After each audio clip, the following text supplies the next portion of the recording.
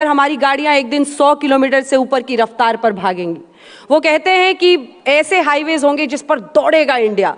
वो कहते हैं 1-2 साल में ज्यादातर गाड़ियां हिंदुस्तान में इलेक्ट्रॉनिक व्हीकल्स होंगी, इलेक्ट्रिक व्हीकल्स। वो ये भी कहते हैं कि एथेनॉल, फ्लेक्सी फ्यूल, वो कहते हैं कि आने वाले वक्त में हम पेट्रोलियम, डीजल सबको पुराना कर देंगे इस देश में, हवा को भी शुद्ध कर देंगे। ये सपना भारत भी देख रहा है, लेकिन ये सपना कैसे सच होगा? विकास के इस एक्सप्रेसवे पर तालियों के साथ स्वागत कीजिए, अभिनंदन कीजिए नितिन गडकरी जी का।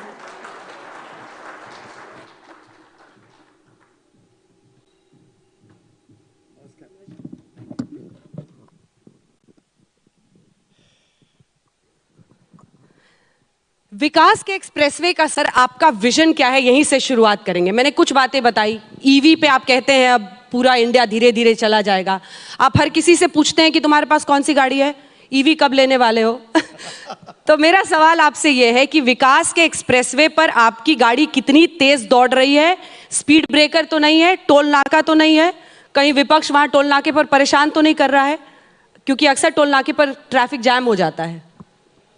देखिए, पहली बात तो ऐसी है कि मैंने अपने ऑफिस में अमेरिकन प्रेसिडेंट जॉन केनेडी, इनके एक स्टेटमेंट को लिख कर रखा है। वो स्टेटमेंट ये था कि American roads are not good because America is rich, but America is rich because American roads are good. तो रोड से प्रॉस्पेरिटी आती है, और इसलिए अब अभी हमने 3 वर्ल्ड रिकॉर्ड किए हैं। एक दिन में 38, यानी कोविड के पीरियड के बावजूद वर्ल्ड में highest road construction national highway में हमने 38 किलोमीटर पर डे किया। एक समय वो 2 किलोमीटर पे आया था। दूसरी बात हमने ये की कि मुंबई दिल्ली एक्सप्रेस हाईवे पर बड़ोदरा के पास 2.5 किलोमीटर 4 लेन कंक्रीट रोड 24 घंटे में बनाया, और एक सोलापुर विजापुर, ये जो एक 1 लेन बिटुमिन रोड 26 किलोमीटर 22 घंटे में बनाया। ये तीनों record Guinness book of world record में गए। तो आज हमारे देश का रोड नेटवर्क बहुत फास्ट डेवलप हो रहा है, और मुझे लगता है मैंने वर्णन करने के बजाय लोगों को अनुभव आ रहा है, क्योंकि मुझे एसएमएस आते रहते हैं।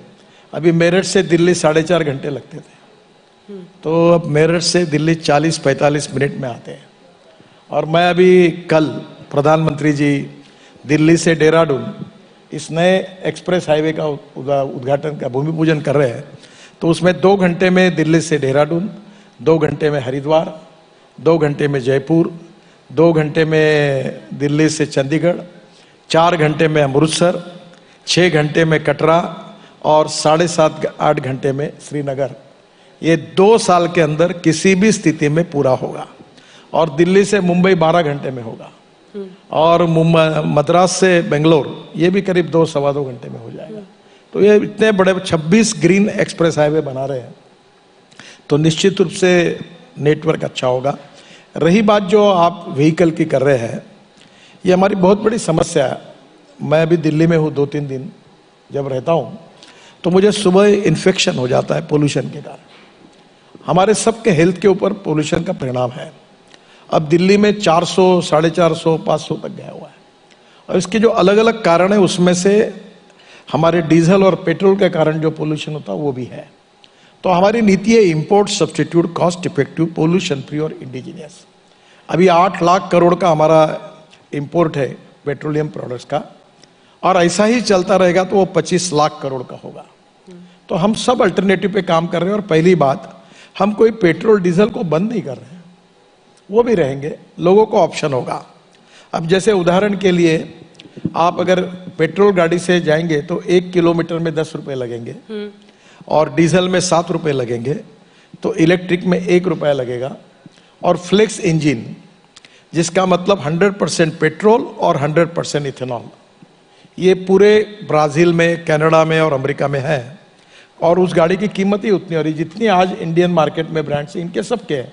तो वो चॉइस अब मिल जाएगा। तो स्कूटर, ऑटो रिक्शा और कार, इसमें इथेनॉल डालेंगे तो इथेनॉल का रेट होगा 60 रुपीज़, 62 रुपीज़ पर लीटर, और पेट्रोल का होगा 120। तो नेचुरली पैसा भी बचेगा, पोल्यूशन भी कम होगा, और इथेनॉल के कारण किसानों को फायदा भी होगा और इंपोर्ट भी कम। या फिर आप सरकार को बचा रहे हैं, संकट मोचक बन रहे हैं कि पेट्रोल डीजल की कीमतों पर कहीं चुनावी हार का सामना ना करना पड़े। महंगाई को लेकर सर संसद में विपक्ष लगातार बवाल कर रहा है, तो उसके लिए तो नहीं आप ये फ्लेक्स फ्यूल, इथेनॉल, हम किसी के लिए नहीं कर रहे, हम इलेक्ट्रिक देश के लिए कर रहे हैं, देश की जनता के लिए कर रहे हैं। और ऐसे बातों में राजनीति सोचना भी कोई आवश्यकता नहीं है। इस देश की जनता को सस्टेनेबल जीवन मिले, सस्टेनेबल, यही तो हमारे सबके मिशन है, यही हमारा काम है। अब मुझे बताइए, मैंने एक छोटा सा प्रेजेंटेशन तैयार किया था, अब मैं आज ही कह रहा था कि मैं आपको पेरू भेजूंगा। सुप्रीम कोर्ट के चीफ जस्टिस ने मुझे कहा था कि आप आकर हमें प्रेजेंट करो, तो मैं वो डेट देते थे कोविड के समय, तो मैं नहीं रहता था, मैं था, वो नहीं रहते थे, तो अब वो रिटायर्ड हो गए। तो मैंने वो पूरा दिल्ली का अध्ययन करके तैयार किया है। तो मुझे लगता है ये कठिन है पर इम्पॉसिबल नहीं है। मैं आपको छोटी सी बात बताता हूँ, मैं दिल्ली के आजू बाजू में 60,000 करोड़ के काम कर रहा हूँ। ये दिल्ली का जो पेरिफेरल रिंग रोड जो बना, इसमें मैं जब एयरपोर्ट जाता था तो इतने ट्रक देखता था ये धौला कुआं के आगे, अब ट्रक दिखते ही नहीं, क्योंकि जो पंजाब, हरियाणा, उत्तराखंड, हिमाचल से ट्रैफिक राजस्थान, गुजरात, महाराष्ट्र, कर्नाटक, साउथ में जा रहा था, वो दिल्ली के बाहर चला जाता है। अभी हम ये जो रोड बना रहे सब, धौला कुआं, मैं कभी भूलूंगा नहीं, मैं दिल्ली में नया हर बार 1-1 घंटा फंसता था, अब धौला कुआं का निकल गया। तो धीरे धीरे मैं ये कह रहा हूँ कि दिल्ली की ये पूरे कामों से, अभी द्वारका एक्सप्रेस हाईवे वो केवल 30 किलोमीटर है और उसके ऊपर हम 10,000 करोड़ खर्चा कर रहे हैं, और इससे स्टेट ऑफ आर्ट अभी काफी पूरा होते होते आया है। तो मुझे लगता है निश्चित रूप से दिल्ली का प्रदूषण कम होगा, उसके लिए और भी प्रयास करने पड़ेंगे, और निश्चित रूप से उससे दिल्ली के लोगों का जीवन अच्छा होगा। हेल्थ और स्वास्थ्य के दृष्टि से अगर प्रदूषण कम हुआ तो बहुत बड़ा, आपको डॉक्टर के पास जाने की आवश्यकता ही नहीं पड़ेगी, इतना मेरा विश्वास है।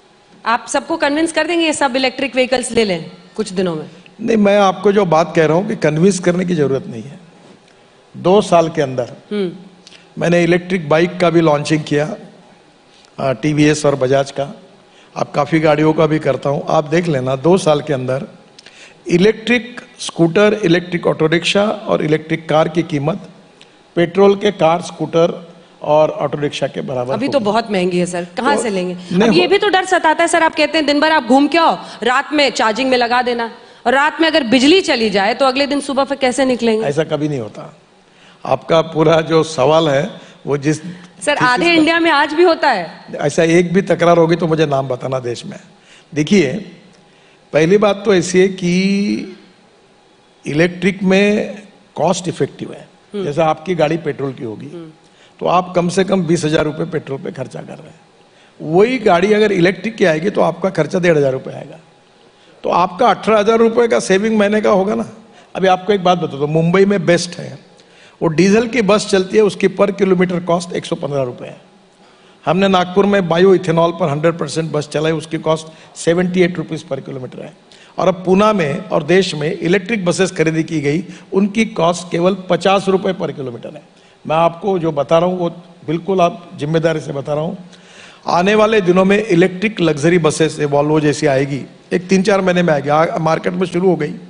तो दिल्ली से जयपुर, दिल्ली से चंडीगढ़ एयर कंडीशन बस का टिकट ये डीजल बस की तुलना में 20 से 25% कम होगा, ट्रक का भाड़ा कम होगा और पोल्यूशन भी कम होगा। तो it is win win for all, ऐसा है। सर आप बहुत सारे एक्सप्रेसवे और इतने किलोमीटर रोड हम रोज बना रहे हैं, वो बता रहे हैं देश को, जरा उसका मैथ्स आपसे समझना चाहती हूँ। ये 1-1 किलोमीटर का 4 लेन बना तो वो 4 किलोमीटर गिना जाता है या 1 किलोमीटर ही आगे बढ़े? देखिए, पिछले यूपीए सरकार से और पूरे यहाँ वो जो पद्धति है उसमें 1 लेन को 1 किलोमीटर कहते हैं।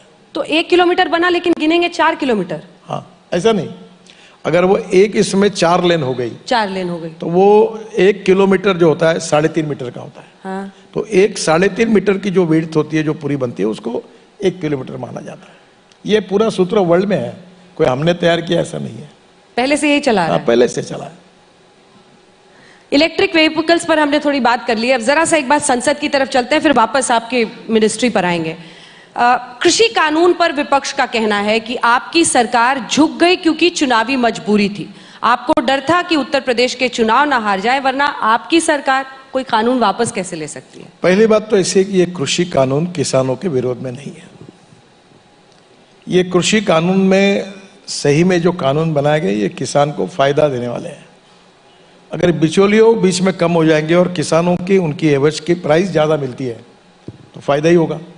देखिए, आप सबसे बड़ी समस्या ये है कि एमएसपी ज़्यादा है और मार्केट प्राइस कम है।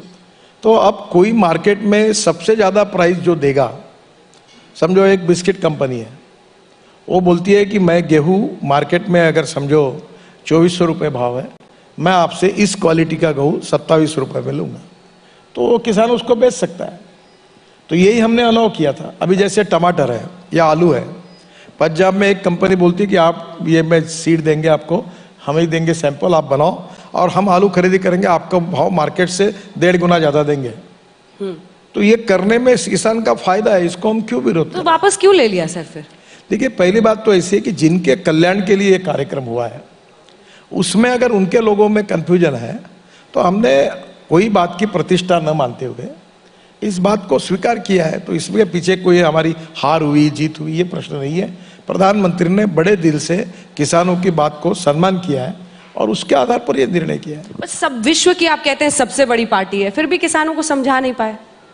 देखिए, लोकतंत्र में, राजनीति में अक्सर विपक्ष हो, सत्तारूढ़ पार्टी, रूलिंग पार्टी हो, किसान हो, मजदूर हो, कभी ना कभी इस प्रकार की कहीं भी वर्ल्ड के किसी भी देश में ऐसे टकराव चलते ही रहते हैं। राहुल गांधी कह रहे हैं कि 12 सांसदों का जो निलंबन है, क्योंकि सबसे बड़ा टकरार अब उसी को लेकर हो रहा है, 12 सांसदों का जो निलंबन है, आप लोग विपक्ष की आवाज को, 12 आवाजें आप लोगों ने विरोध की बंद कर दी।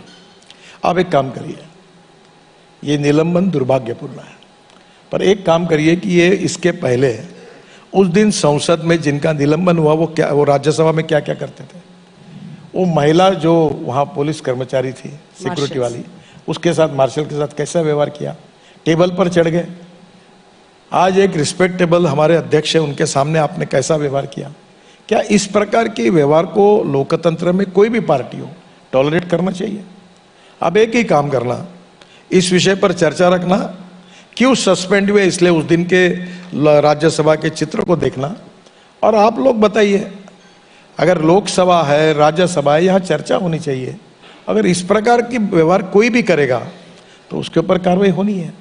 महाराष्ट्र के विधानसभा में आप देखो, 1 साल के लिए 12 एमएलए को सस्पेंड कर दिया। लेकिन ऐसी कोई मिसाल है सर कि पिछले सदन में जो मॉनसून सत्र में हुआ, उसका अगले सदन में आप आकर सस्पेंशन करें? वो कहते हैं ये नियमों को ताक पर रखकर किया। नहीं, ये कोई नियम नहीं। देखो, ये पिछले अधिवेशन में जो बात प्रस्ताव आना चाहिए था वो आने के बाद अधिवेशन समाप्त हो गया, इसलिए इस अधिवेशन के पहले दिन आया। आपके कुछ वीडियोस हमने निकाले हैं सर, क्योंकि आप अपने बेबाक अंदाज के लिए जाने जाते हैं।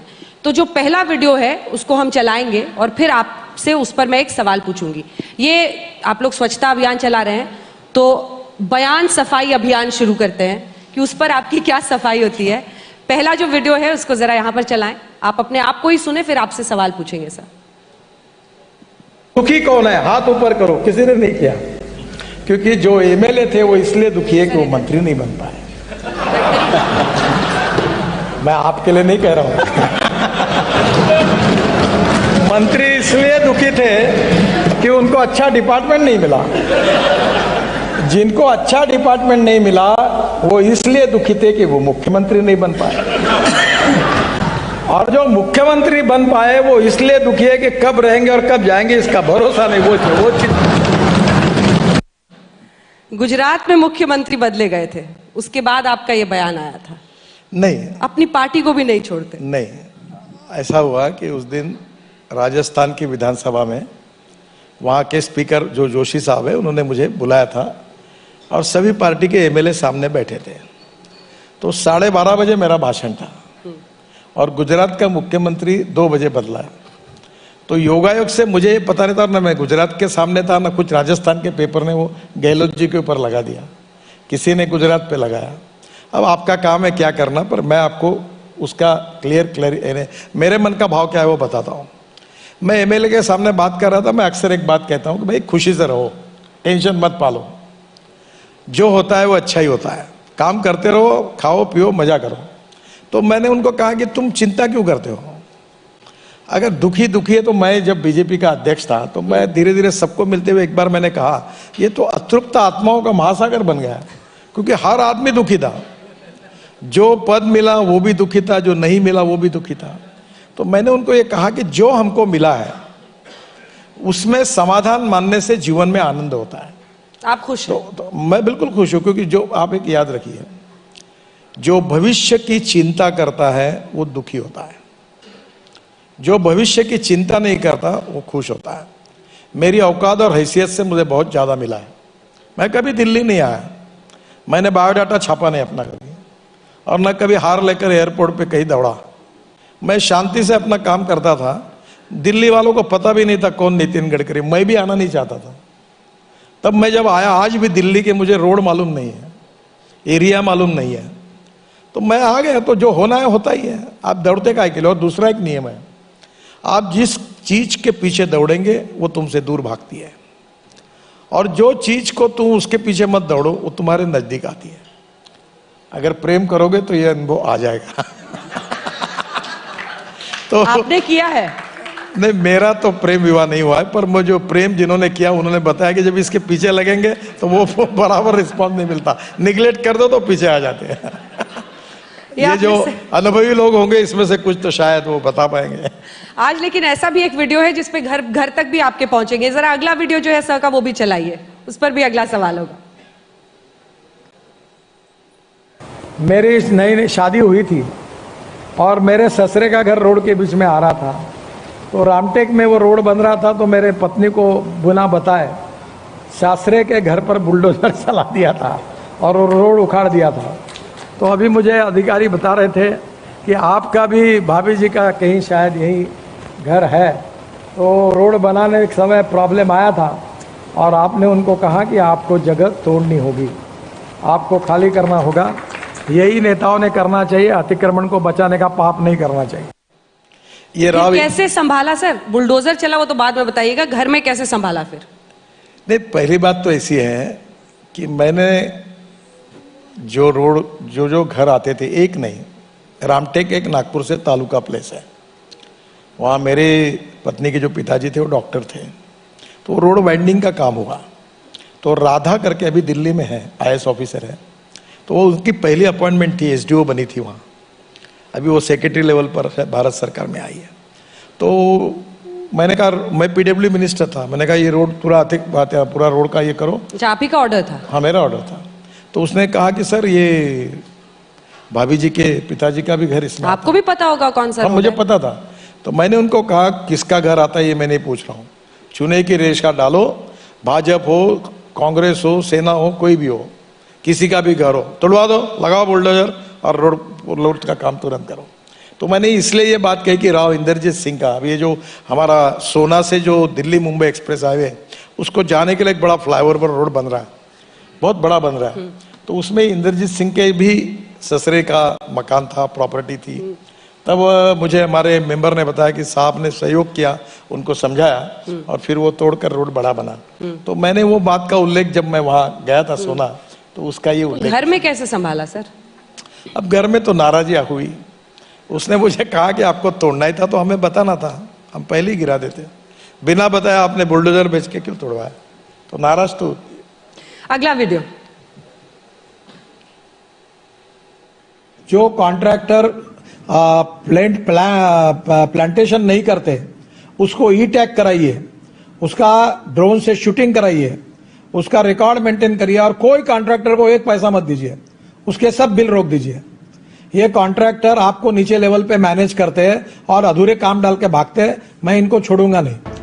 क्वालिटी के बारे में कोई कॉम्प्रोमाइज सहन नहीं किया, हम कुर्बान नहीं करते, कोई माल पानी किसी से लेते नहीं। क्वालिटी के बारे में खबरदार अगर कोई बात मेरे ध्यान में आती है तो मैं अधिकारियों को भी उसकी सजा भुगतनी पड़ेगी और कॉन्ट्रैक्टर भी पड़ेगी, ये भी बात ध्यान। गडकरी जी को गुस्सा क्यों आता है? आजकल कई बार देखते हैं, कभी कभी बाप हमेशा ऐसे हंसते रहते हैं, कभी कभी गुस्से में आ जाते हैं, क्यों गुस्सा आया? ये गुस्सा नहीं है, आपको भी आएगा। ये जो कॉन्ट्रैक्ट होता है उसमें प्लांट पेड़ लगाने की भी कीमत होती है, और जब बड़े बड़े रोड बनते हैं तो झाड़े नहीं लगते। अभी मैंने कहा कि 3 मीटर का ही पेड़ लगेगा, उसका ई-टैगिंग होगा, और हर कॉन्ट्रैक्टर के पेड़ का हिसाब यहाँ NHAI के ऑफिस में लगेगा। अगर पेड़ नहीं लगाएंगे तो इनके पैसे नहीं देना। मैंने क्या गलत कहा? अब मैंने ये, और आपको मिला नहीं वीडियो, और एक कहा था उसका शब्दशः अर्थ मत लो। मैंने कहा ये रोड, ब्रिजेस, टनेल्स ये मेरे देश की संपत्ति है, भारतीय जनता की संपत्ति है। और अगर इसका क्वालिटी खराब करोगे तो याद रखना तुम्हारा से पैसे नहीं लिए मैंने कि जिससे कारण मैं चुप बैठूंगा, तुमको बुलडोजर के नीचे डाल दूंगा अगर रोड खराब करोगे तो ये भाव ये था कि मेरे देश में जो काम होना चाहिए वो क्वालिटी अच्छी होनी चाहिए, उसमें बेईमानी नहीं होनी चाहिए, भ्रष्टाचार नहीं होना चाहिए। इस स्कैंडल से बचना तो एक बड़ी चुनौती है। देखिए मैं 50 लाख करोड़ के काम कर चुका हूं। आप है, आप जैसी मीडिया तो इतना है कि हमारे घर में हम चाय पी रहे कि कॉफी, ये भी आप पता कर सकते हो। तो आज मुझे बताइए कि एक भी कॉन्ट्रैक्टर आपको मिलेगा और जो कहेगा कि कॉन्ट्रैक्ट लेने के लिए गडकरी जी के घर जाना पड़ा, कुछ देना पड़ा, तो आप बताइए, आप बोलो वो सजा भुगतूंगा। हम ट्रांसपेरेंट है, टाइम बाउंड है, रिजल्ट ओरिएंटेड और क्वालिटी कॉन्शियस है। और कोई भी कॉन्ट्रैक्टर, मैं अभी आप आगे के नहीं बोलूंगा, इस देश के बड़े बड़े लोगों ने जिनका नाम फर्स्ट रैंक में आता है, ऐसे कॉन्ट्रैक्टरों ने मेरे से गालियां खाई है। और अगर वक्त आया और एक आधा काम अगर खराब दिखता है तो फिर मैं डांटता हूं। और इसके पीछे भावना ये नहीं है कि मैं किसी से गुंडागर्दी कर रहा हूं, डांट रहा हूं, चीट रहा हूं। मेरे मन में व्यथा है कि मेरे देश का काम अच्छा होना चाहिए, ये भाव है। मोटर व्हीकल एक्ट सख्ती ही एक तरीका है क्या इंडिया में? मोटर व्हीकल एक्ट आने के 23 महीने के अंदर 8 करोड़ चालान हुए हैं। मतलब फ्रांस और इटली जैसे देशों में तो आपने सबका चालान कर दिया, समझ लीजिए एक पूरे जर्मनी का आपने चालान काट दिया। कितने चालान? आपके सवाल में इसका जवाब है। जवाब यह है कि कानून के प्रति सम्मान भी नहीं और कानून के प्रति डर भी नहीं।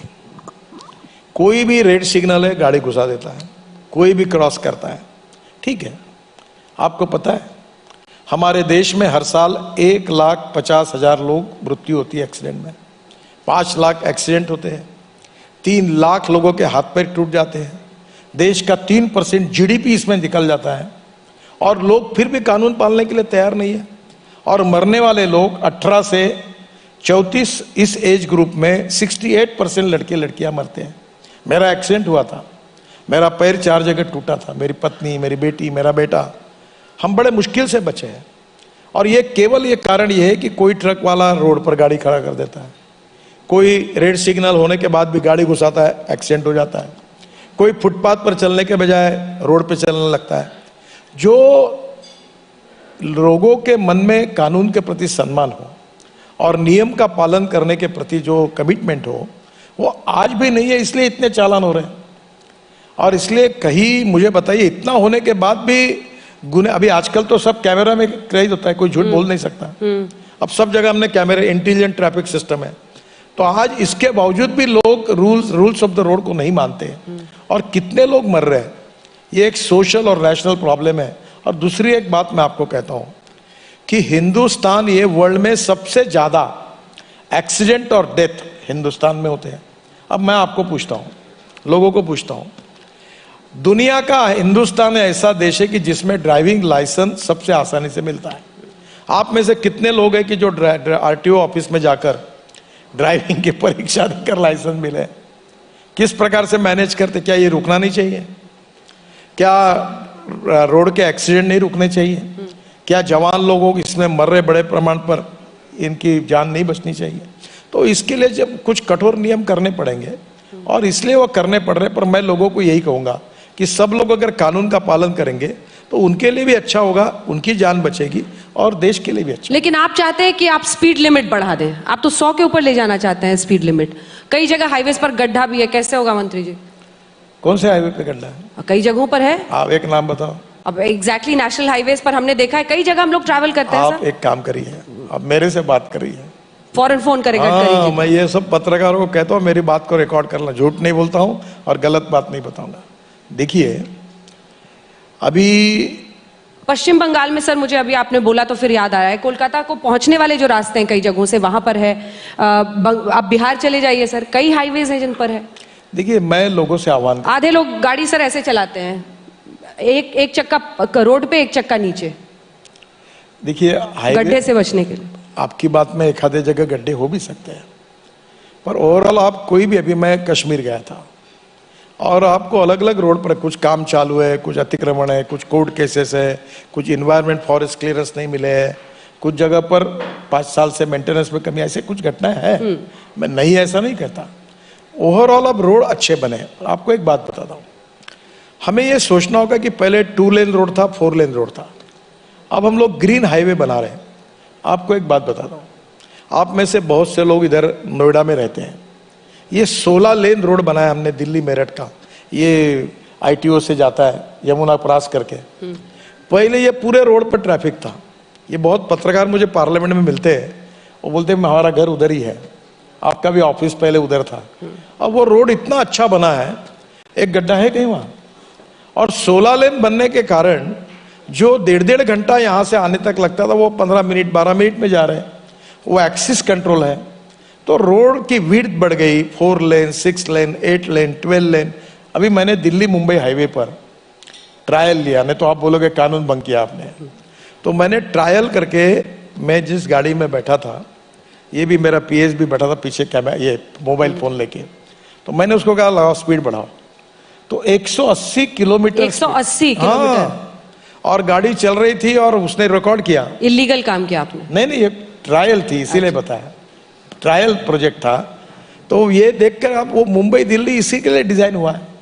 तो अब क्या करेंगे हम, 2 लेन पे शोल्डर होगा उदाहरण के लिए, तो उसमें स्पीड गांव के अंदर होगी तो 50 होगी, गांव के बाहर होगी तो 80 होगी, फिर 4 लेन होगा तो 100 तक होगी, 6 लेन होगा तो 120 तक होगी, और एक्सिस कंट्रोल पूरा ग्रीन एक्सप्रेस हाईवे होगा तो 140 तक होगी। और इसमें कोई प्रॉब्लम नहीं है, उसके बीच में कोई आता है नहीं, कुत्ता भी नहीं आता, आदमी भी नहीं आ सकता, क्योंकि दोनों बाजू में कंपाउंड वॉल होती है। और ये विदेशों में ऐसे बने, वहां की स्पीड है। एक ने मुझे अच्छा कहा था कि गडकरी जी आप जिम्मेदार हो, जितने रोड एक्सीडेंट हो रहे इसके लिए आप जिम्मेदार हो। तो बोलो मैंने क्या, कहने वाला आदमी बहुत बड़ा अफसर था, तो मैंने बोला मैंने क्या किया, बोले आप रोड अच्छे बना रहे हो। तो मैंने बोला आप अच्छे बना रहे हो इसलिए स्पीड बढ़ती है, और स्पीड बढ़ती है इसलिए एक्सीडेंट होते हैं। तो मैं क्या करूं, तो कुछ बोले नहीं। मतलब आप मुझे ऐसा सलाह दो ना कि जो अच्छे रोड है उसमें मैं गड्ढे करने का काम करता हूं ताकि स्पीड कम हो जाए। देखिए स्पीड भी बढ़े, हम कानून का पालन भी करें और एक्सीडेंट भी ना हो, यही अच्छी स्थिति है। अच्छा सर, टोल पे आजकल मंत्री MP MLA ये लोग टोल देते हैं या नहीं देते हैं टोल नाका पर? नहीं, मंत्री MLA MP को माफ है। क्यों माफ है सर? सर का वीडियो चलाइएगा जरा। नहीं, मिलिट्री वालों को माफ है, एम्बुलेंस को माफ है जी, जो ट्रैक्टर किसान अपना ये लेके जाता है माल उसको माफ है। एक आखिरी वीडियो है सर आपका, उस पर प्रतिक्रिया लें। जिसको अच्छे रोड पे जाना है उसको पैसा देना पड़ेगा। स्वातंत्र्य संग्राम सैनिक, फिर दिव्यांग, फिर पत्रकार, फिर महिला, फिर ये धंधा बंद है, बिल्कुल नहीं मिलेगा, आपको देना पड़ेगा, और टोल पर टोल देकर ही रोड पे जा सकेंगे। फोकट का नहीं चलेगा। देखिए मैं आपको सिंपल बात बताता हूँ, दिल्ली से मेरठ आप 4.5 घंटे जब गाड़ी चलाते थे तो आपका पेट्रोल डीजल कितना लगता था। अब दिल्ली से मेरठ अगर आप 40 मिनट में आए, दिल्ली से जयपुर 4.5 घंटे लग रहे और कल 2 घंटे में गए, दिल्ली से अमृतसर 9 घंटे लग रहे आप 4 घंटे में गए, तो आपका फ्यूल बच गया। दूसरी बात आपको बताता हूँ, मेरा बजट 1,20,000 करोड़ का है, और मैं 3-3, 4-4 लाख करोड़ मार्केट से बैच से पैसे लेता हूँ, और पैसे मुझे वापस करने हैं। तो मेरे पास 2 ऑप्शन है, रोड ही नहीं बनाऊं। अब इतने सरकार के पास पैसे नहीं है तो मैं लोगों से कर्जा लेता हूं, पैसा लेता हूं। अभी मैं, अच्छी बात है आपने पूछा इसलिए, अब मेरे पास पैसे की कमी नहीं है। लाइन में लोग लगे 25,000 करोड़ लो, 30,000 करोड़ लो, पूरे कैनेडियन फॉरेन इन्वेस्टमेंट सब फॉरेन के, इंडिया के सब पैसे दे। पर अब मैंने तय किया है, अब मैं रोड के बनाऊंगा वो हिंदुस्तान के छोटे लोगों के पैसे से बनाऊंगा। पत्रकार, डॉक्टर, वकील, कांस्टेबल, छोटा कर्मचारी। सर हम लोग टैक्स तो देते ही हैं। नहीं, आप देखो, अभी आपका पैसा बैंक बैलेंस होगा, आपको बैंक में ब्याज कितना मिलता है? अब यहाँ क्यों डिस्क्लोज करूं सर? अब होगा 4.5%। अगर मैं आपको फिक्स रिटर्न 6% दूंगा, 6.5% दूंगा, तो आपको भी ब्याज ज्यादा मिलेगा, तो सब पेंशन फंड, इंश्योरेंस फंड, गरीब लोगों को ब्याज अच्छा मिलेगा। तो मैं उनके पैसे से रोड बनाना चाहता हूँ। अच्छा, टैक्स के बाद मतलब आप एक बैंक की तरह काम करेंगे, और आप कह रहे हैं कि उनको आप परसेंटेज इंटरेस्ट जैसे उदाहरण के दिल्ली मुंबई हाईवे 1 लाख करोड़ का मैं बना रहा हूँ, हाँ, तो मैं लोगों को बोलूंगा ये रोड में आप बॉन्ड मेरा खरीद लो, आपको मैं मंथली रिटर्न दूंगा 6% से। पूरा बिजनेसमैन वाला आपने इसमें अपना दिमाग लगाया। मुझे बताइए, मैं 50 लाख करोड़ के काम कर रहा हूँ, पूरा भारत सरकार का बजट एक तरफ है और मेरा एक तरफ है, तो ये पैसा मैं कर्जा निकाल के ला रहा हूँ। ये भारत सरकार का 1,20,000 करोड़ है, तो पैसा वापस नहीं करना पड़ेगा। पर इसके पीछे वजह क्या है, क्यों? देखिए, if you want good services you have to pay for. आप सीरियस मत लेना, मैंने मजाक सर में आप तो बदलाव करते हैं, आप सांसदों और एमपी एमएलए से भी। मैंने मजाक में कहा, आपने इस 5 स्टार होटल में आज का एजेंडा आज तक लिया, फुकट में लेना तो रामलीला मैदान पे बैठना था। क्या राहुल जी बैठते थे, वही लॉन पर हम बैठते थे, आप सवाल जवाब करते थे, थोड़ा लाइट फाइट पीछे लग जाता, फुकट में प्रोग्राम होता। वो भी अच्छा लगेगा सर, पर प्रदूषण पर भी तो यहाँ आपने किया सरकारों तो की इसकी देन है। प्राइस तो पे करनी पड़ेगी ना। अगर आपको अच्छी सर्विस चाहिए, आपको अच्छे रोड चाहिए, आपको कम समय में जाना है, तो निश्चित रूप से आपको ये ठीक है। नहीं, मैं तो बस ये कह रही थी कि आप नियम बदलने के लिए जाने जाते हैं, मंत्री, सांसद, एमएलए, उनसे भी लीजिए टोल। आखिर वो भी तो देश के ही नागरिक हैं, लाइए कोई कानून। केवल उनका नहीं, अभी हमने जो लिया है, डिफेंस व्हीकल को एम्बुलेंस के लिए एग्जाम ठीक किया है, पुलिस व्हीकल को एग्जाम किया है, एम्बुलेंस को एग्जाम किया है, ट्रैक्टर में अगर गेहूं चावल गन्ना लेके जा रहा है उसको एग्जाम किया है। तो ऐसा नहीं है। पर अब क्या है कि अब शुरू करें तो पत्रकार बोलते हमें माफ करो, फिर दिव्यांगों का प्रश्न आएगा, फिर महिलाओं का सवाल आएगा। नागपुर में मेरे पास तृतीय पंथियों का एक डेलीगेशन आया, अच्छा। बोले हमको भी टोल माफ कर दो। तो ये ऐसा करते जाएंगे तो फिर कोई। आखिरी के अब 1-2 सवाल हैं सर, जल्दी जल्दी पूछते हैं, वक्त भी कम है। आप हॉर्न बदलना चाहते हैं, म्यूजिकल हॉर्न, तबला, हारमोनियम, ये सब कैसे होगा सर? ये कॉल पे अभी रिंगटोन जो आता है वो काफी नहीं है क्या सिरदर्द देने के लिए? आप सोचिए कहीं तबला, कहीं हारमोनियम रोड पर बजने लगे, क्या इसके पीछे क्या थिंकिंग है सर? हॉर्न जो आप ये म्यूजिकल हॉर्न करना चाह रहे हैं, देखिए, और अपने में आप कौन सा लगवाइएगा ये भी बताइए। देखिए, पहली बात तो ऐसी है कि ये जो हॉर्न या सायरन बजता है, ये साउंड पोल्यूशन, देखो एयर पोल्यूशन, वाटर पोल्यूशन और साउंड पोल्यूशन।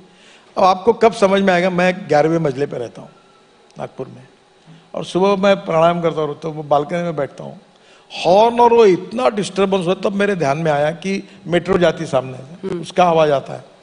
तब मुझे ध्यान में आया कि हमारी इकोलॉजी एंड एनवायरनमेंट में हमें ये करना चाहिए कि हमने साउंड पोल्यूशन में भी इसका आवाज जो है वो कानों में अच्छा लगे। जैसे बांसुरी का आवाज आएगा, अब वो आता है ना, जैसे एम्बुलेंस का आता है, अगर उसके में बांसुरी का आवाज आएगा तो वो अलर्ट हो जाएगा, पर आवाज सुखद होगा।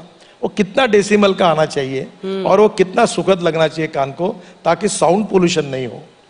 एयर पोल्यूशन के बारे में, वाटर पोल्यूशन के बारे में और साउंड पोल्यूशन के बारे में हमें बहुत अवेयरनेस बढ़ाना होगा, और निश्चित रूप से उसी के भाव से ये। आप कौन सा चूज करेंगे, तबला, हारमोनियम? नहीं, मैं अभी उसके लिए एक कंपटीशन करने वाला हूँ, आप भी उसमें भाग लीजिए जी। और आप जो आवाज मुझे भेजोगे, जो सिलेक्ट हो जाएगा, वो हम लोग एम्बुलेंस के लिए, पुलिस के लिए सजेस्ट करेंगे। तो भारत की सड़कों पर तबला, हारमोनियम, बांसुरी हम ट्रैफिक जाम में देखो, आपको इतना ही बताता हूँ कि ये जो आवाज सुनोगी, तो आप नाराज नहीं होगी, आप खुश होगी। वो आवाज इतना सुंदर होगा कि आपको लगेगा। लेकिन विपक्ष कहाँ खुश हो रहा है सर आप लोगों के तबला, हारमोनियम, बांसुरी से? विपक्ष का कहना है कि आप लोग झांसा लोगों की आंखों में झोंक रहे थे, किसान नाराज है तो बिल वापस ले लिया, सांसदों को आप विरोध की आवाज को बंद करते हैं, ऑटोक्रेटिक गवर्नमेंट है, कोई भी मतभेद हो तो आप लोगों को बर्दाश्त नहीं होता। राहुल गांधी कहते हैं कि आप लोगों की सरकार पूरी तरह से फेल हुई है। आप राहुल गांधी को नहीं बुला रहे कार्यक्रम में? न्योता हम सबको देते हैं सर, जो आते हैं वो अपनी बात कहते हैं। राहुल गांधी को जो सवाल पूछने आप मुझे क्यों पूछते हो? देखो, एक सच्चाई आपको बताता हूँ, विपक्ष की खुर्चियां ऐसी होती है कि जो बैठता है वो वैसी बात करता है। आप लोग भी करते थे? हाँ, आप लोग भी शोर शराबा करते कुछ प्रमाण में सच्चाई है, विपक्ष हम भी वही गांधी जी के पुतले के पास जाके बैठते थे पार्लियामेंट में जब विपक्ष में थे। तो ये क्या होता है कि लोकतंत्र में सत्तारूढ़ पार्टी और विपक्ष, इनका एक रोल होता है, और वो ये बात कहते ही है, करते हैं। देखिए, एक बात है, झगड़े होते रहेंगी, विवाद होते रहेंगी, संसद चलनी चाहिए, चर्चाएं होनी चाहिए, टीका टिप्पणी करने का सबको अधिकार है, पर हम लोग टेबल पर चढ़ जाए, हम मार्शल को धक्का मार दें, ये नहीं होना चाहिए। मर्यादा का पालन करके विरोध को प्रकट करना। अटल बिहारी वाजपेयी जी की बात मुझे याद है, वो कहते थे कि हम लोकतंत्र में अच्छी भाव से अपना विरोध प्रकट कर सकते हैं, तो उस मर्यादा का पालन करते हुए हमने अपने विरोध को प्रकट करना चाहिए। वो बहुत बड़े स्टेट्समैन थे, पार्लियामेंट्री के बहुत बड़े पार्लियामेंट्रियन थे, और उनकी बात को मैं कभी अटल जी ने अपना संयम छोड़ा है, कभी उनका संतुलन बिगड़ा हुआ ऐसा कभी देखा नहीं। अगर हम सब लोग मिलकर, सभी पार्टियां अगर इसका पालन करेंगे तो लोकतंत्र में, पार्लियामेंट्री डेमोक्रेसी में गुणात्मक परिवर्तन होगा और लोगों को भी अच्छा लगेगा, पत्रकारों को भी अच्छा लगेगा। एक आखिरी सवाल सर, महाराष्ट्र पर चलते चलते, ममता बनर्जी शरद पवार से बहुत मिल रही हैं, वहां पर महाराष्ट्र विकास आघाड़ी जिसके सूत्रधार शरद पवार माने जाते हैं, जिसमें कांग्रेस के साथ सरकार है, ममता बनर्जी कह रही है कि यूपीए क्या था, राहुल गांधी के वेकेशन पर वो तंज कस रही हैं। ये पॉलिटिक्स वहां का बदलता हुआ कैसे आप देख रहे हैं, जो तमाम क्षेत्रीय पार्टियां जुड़ रही हैं? बीजेपी को बड़ी चुनौती ममता देंगी शरद पवार के साथ मिलकर? नहीं, देखिए मैं आपको एक बताता हूं कि हर बार सत्तारूढ़ पार्टी जो होती है, रूलिंग पार्टी, उसके खिलाफ छोटी पार्टी इकट्ठा होती है, तो होते ही रहता है। और लोकतंत्र में सबका अधिकार है और हमारे भी ताकत है, हम सबसे लड़ने के लिए तैयार हैं। नहीं, राहुल गांधी पर वो सवाल खड़े कर रही है कि उनकी क्षमता नहीं है नेतृत्व की। देखो, राहुल गांधी जी और कांग्रेस ममता जी पर सवाल खड़े कर रहे हैं या ममता जी उनके ऊपर सवाल खड़े कर रहे हैं, इसका दोनों क्यों खड़े कर रहे हैं, इसका जवाब वो दोनों दे सकते हैं। और दोनों के बिहाफ मुझे तो कोई एजेंसी नहीं मिली कि ऑन देयर बिहाफ मैं क्या जवाब दूं। आपको बड़ा प्रतिद्वंदी कौन लगता है? ताकतवर दोनों भले एक हो जाए, भारतीय जनता पार्टी सब पे भारी है और सब एक हो जाएंगे तो हम ही जीतेंगे, ये मैं विश्वास के साथ बता। चलिए, इसी टोन पर बहुत बहुत धन्यवाद आपका, तालियों के साथ अभिनंदन नितिन गडकरी जी का, हर सवाल का बेबाकी से जवाब। थैंक यू, धन्यवाद।